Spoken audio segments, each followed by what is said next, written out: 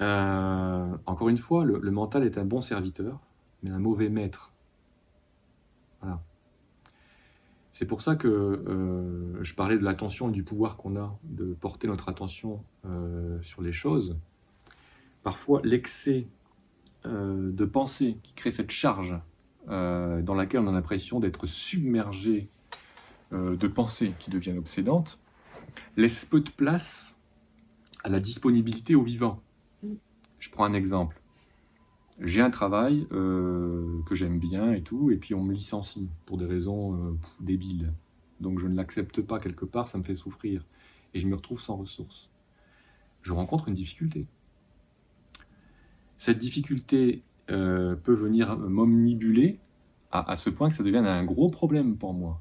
Et que d'un seul coup, mon univers s'assombrisse parce que les repères que j'avais changent complètement, parce que je ne sais pas où je vais aller, et puis ça me... Voilà. Et ça me prend tellement la tête que je ne suis pas là, en train de regarder ce qui est là devant moi, et qui parfois peut se présenter comme une opportunité au changement. Parce qu'il n'y a plus de place pour ça. Il n'y a plus de place pour le vivant. Il n'y a plus que de la place que pour tous les scénarios possibles, imaginables, une forme de rumination, effectivement, qui exprime quoi? Ben, du ressentiment. Et ce ressentiment, je ne me l'autorise pas à le vivre, parce que je jette ce ressentiment sur quelque chose d'extérieur. Donc je le nourris, ce ressentiment. Je ne l'assume pas. Parce que le ressentiment, il est là. Hein. Il n'est pas là, il est là. Donc il y a besoin de ce moment où, effectivement, il faut remettre son attention à l'endroit où les choses vivantes ont lieu, et parfois, si on ne prend pas la peine de les reconnaître dans leur existence, de ce qu'on ressent, de vrai, eh ben on n'a pas la place pour le reste. On n'a pas la place pour le reste. Les circonstances difficiles qui réveillent en nous des douleurs sont souvent des fantômes du passé, qui sont réveillés de manière brutale à l'intérieur, et ils nous tirent sur le vêtement avec véhémence pour dire hey, écoute-moi, écoute-moi. Et nous, on sent cette énergie-là de colère, de ressentiment, et la seule chose à laquelle on pense, c'est je veux rien entendre de ça, je veux surtout pas sentir ça. Non, c'est hors de question. Et du coup, on lutte. Mais le ressentiment est toujours là. Et comme il est puissant, on est obligé de lutter de manière proportionnelle à cette sensation, et on n'a plus de disponibilité pour le reste. Donc on est complètement pris. Voilà. Donc ce que je veux vous dire, c'est que c'est d'abord ce qu'on ressent qui nous pose un problème, moins que l'histoire de ce qui nous arrive. Parce que finalement, quand vous dites dans cette situation, je me sens pas bien, ben le problème c'est je me sens pas bien. C'est pas vraiment la situation, c'est je me sens pas bien.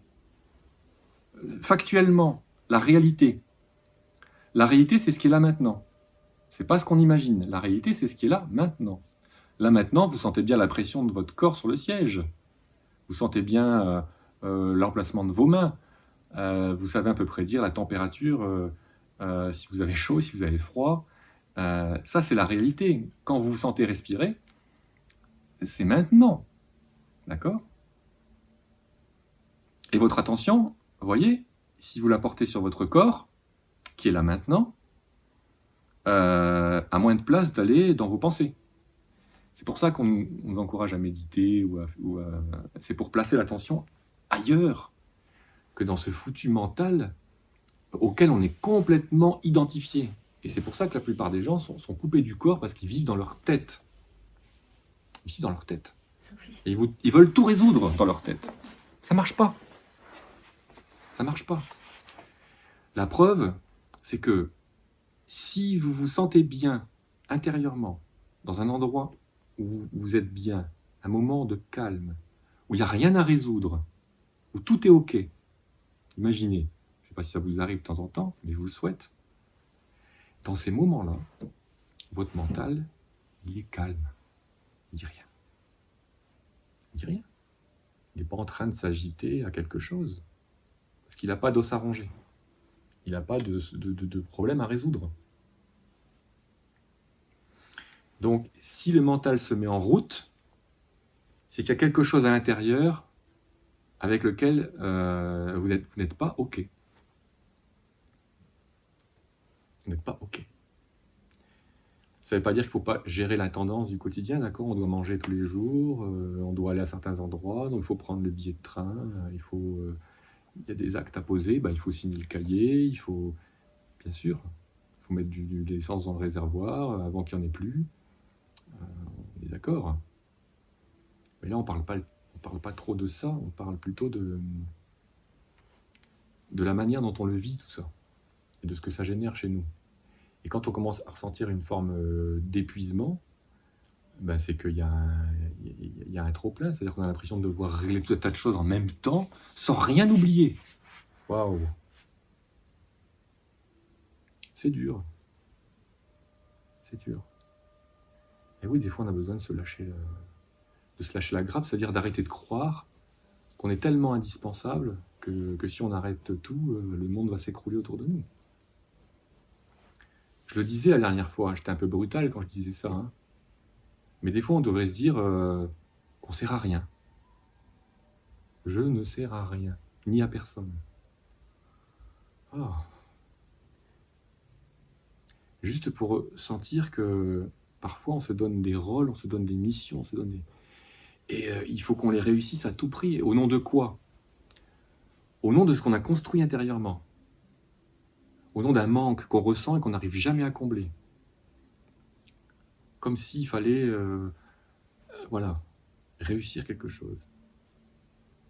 Il faut que tu réussisses ta vie. Mais ça veut dire quoi, réussir sa vie? Mon Dieu, quelle calamité de devoir réussir sa vie. Parce que sinon, tu la rates. Bon, j'ai raté. Et dans le cimetière, vous avez des gens qui ont raté leur vie, des gens qui ont réussi leur vie, ils sont les uns à côté des autres. Hein. Enfin, vous voyez, cette injonction de devoir réussir sa vie, ça c'est dur, parce qu'à partir du moment où on sent qu'on n'est pas en train de la réussir suivant les critères de la société, c'est compliqué à vivre. Parce qu'on a l'impression qu'on loupe, qu'on manque quelque chose, qu'on n'arrive pas à quelque chose, et on se juge. On se dit qu'on n'est pas assez bien, qu'on ne sait pas assez, qu'on est fainéant, et on se tape dessus, et allez, vas-y, et donne-toi un coup de pied au cul, ça ira mieux. Enfin, waouh, c'est dur, quoi. C'est dur. Et ça crée la charge mentale. Pourquoi? Parce que notre attention est tournée tout le temps vers l'histoire de notre vie. Alors que moi, ce à quoi je vous encourage, c'est de prendre le temps de sentir ce que vous êtes en train de vivre, et pas d'y penser.